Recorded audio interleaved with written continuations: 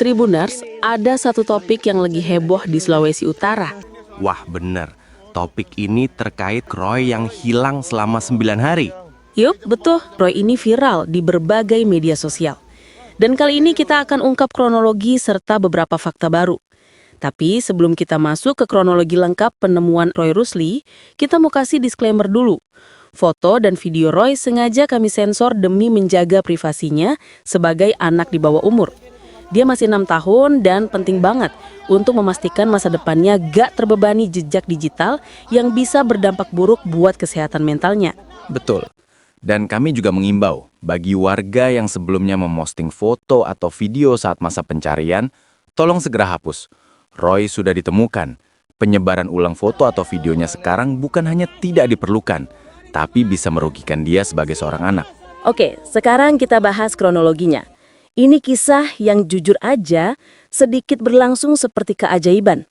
Setelah 9 hari hilang, bocah 6 tahun ini akhirnya ditemukan pada Senin, 17 November 2025, sekitar pukul 16.15 WITA. Lokasinya di perkebunan Moraya, Desa Tomboluan, Minahasa. Dan yang menemukan Roy adalah seorang warga bernama Fani Mundung. Dia awalnya cuma ke kebun mau potong pisang, kegiatan biasa banget. Dan di situ, Fani tiba-tiba lihat Roy sedang duduk tenang di bawah pohon pisang. Bayangkan, anak 6 tahun yang hilang 9 hari ditemukan dalam posisi begitu sederhana, tapi penuh kelegaan. Fani langsung melapor ke hukum tua, dan warga datang mengamankan Roy. Menurut Fani, Roy saat ditemukan masih pakai pakaian yang sama. Dan yang mengejutkan, dia dalam keadaan sadar dan masih bisa bertahan di medan kebun yang cukup curam. Iya, dan ada satu kalimat dari kerabat keluarga yang jujur aja, sedikit berlangsung seperti keajaiban. Luar biasa anak sekecil ini bisa bertahan 9 hari di kebun. Dan kita nggak boleh lupa sisi sosialnya. Hukum tua Tomboluan Minggus Languyu bilang seluruh desa sempat dilanda spekulasi dan kecemasan selama Roy hilang.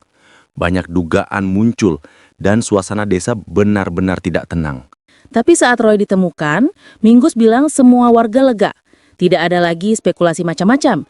Desa kembali tenang. Menariknya, ada juga konteks keluarga yang baru terungkap. Ternyata Roy dan ibunya baru sekitar 6 bulan tinggal di Tomboluan setelah pindah dari Kalimantan. Ayah Roy sudah meninggal dan Krisye mengasuh 5 anaknya sebagai ibu rumah tangga.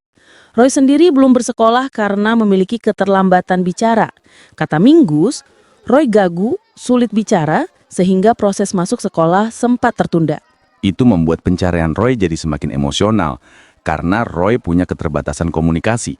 Warga nggak hanya cari seorang anak hilang, tapi anak yang mungkin tidak bisa memanggil atau membalas teriakan pencarian mereka. Dan lokasi penemuannya juga cukup ekstrim. Perkebunan kelapa dan cengkeh dengan medan curam sekitar 2 km dari perkampungan. Buat orang dewasa aja berat, apalagi anak kecil. Setelah ditemukan, Roy langsung dibawa ke RS Bhayangkara Manado buat perawatan awal. Di IGD, infus terpasang di tangan kanannya. Ibunya memeluknya erat sambil dikelilingi kerabat. Dan itu jadi penutup yang penuh haru. Duka 9 hari berubah jadi syukur.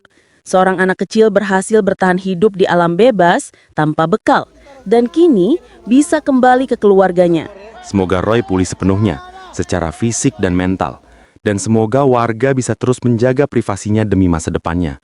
Karena penyembuhan anak tidak hanya soal kesehatan tubuh, tapi juga lingkungan yang aman dari sorotan berlebihan.